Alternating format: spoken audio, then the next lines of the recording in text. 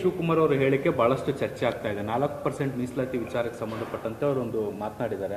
ಸಂವಿಧಾನ ಬದಲಾಯಿಸೋಕ್ಕೂ ಕೂಡ ರೆಡಿ ಅನ್ನೋದು. ನೋಡಿ, ಡಿ.ಕೆ. ಶಿವಕುಮಾರ್ ಹೇಳಿದ್ದು ಒಂದು ಭಾಳ ಸ್ಪಷ್ಟವಾಗಿ ಅವ್ರು ಮಾಡಿರೋದು ಸಂವಿಧಾನ ಬದ್ಧವಾಗಿ ಇಲ್ಲ ಅನ್ನುವಂಥದ್ದು ಅವರೇ ಒಪ್ಕೊಂಡಿದ್ದಾರೆ. ಐ ಅಗ್ರಿ ಅಂತ ಅವರ ಭಾಷಣದಲ್ಲಿ ಹೇಳಿದ್ದಾರೆ.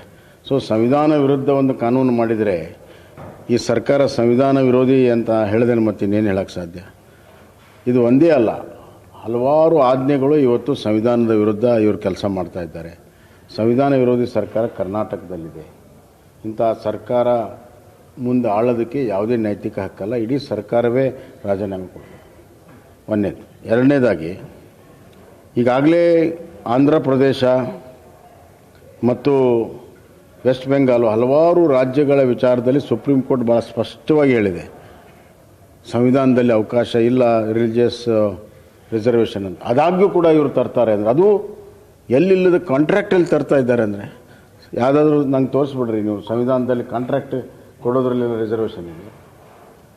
ಸುಮ್ಮನೆ ನನ್ನ ಪ್ರಕಾರ ಅದೇನು ಟ್ರಾನ್ಸ್ಪರೆನ್ಸಿ ಆ್ಯಕ್ಟ್ ಇದೆ ಅದನ್ನೇ ರದ್ದುಗೊಳಿಸೋದು ಒಳ್ಳೆಯದು. ಇವರು ಇಷ್ಟು ಸುಮಾರು 30-40% ರಿಸರ್ವೇಷನ್ ಕೊಟ್ಟರೆ ಟ್ರಾನ್ಸ್ಪರೆನ್ಸಿಗೆ ಏನು ಬೆಲೆ?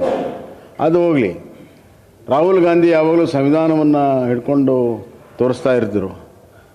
ಇವತ್ತು ಅಂಬೇಡ್ಕರ್ ವಿಚಾರ ಏನು ಒಂದು ಧಾರ್ಮಿಕ ಮೀಸಲಾತಿ ಬಗ್ಗೆ ಏನಿದೆ ಅದರ ವಿರುದ್ಧ ಇವತ್ತು ಸರ್ಕಾರ ಕ್ರಮ ತೆಗೆದುಕೊಂಡಿದೆ. ಉಪಮುಖ್ಯಮಂತ್ರಿಗಳು ಮಾತನಾಡಿದ್ದಾರೆ. ಹೀಗಾಗಿ ಸಂವಿಧಾನದ ವಿರೋಧಿ ಅಷ್ಟೇ ಅಲ್ಲ, ಡಾಕ್ಟರ್ ಅಂಬೇಡ್ಕರ್ ಅವರ ವಿಚಾರಕ್ಕೂ ಕೂಡ ಈ ಸರ್ಕಾರ ವಿರೋಧವಿದೆ. ಸ್ವತಂತ್ರ ಬಂದಾಗ ಕಾಂಗ್ರೆಸ್ ತಮ್ಮ ಆಡಳಿತ ಸಲುವಾಗಿ ದೇಶ ವಿಭಜಿಸಿದರು.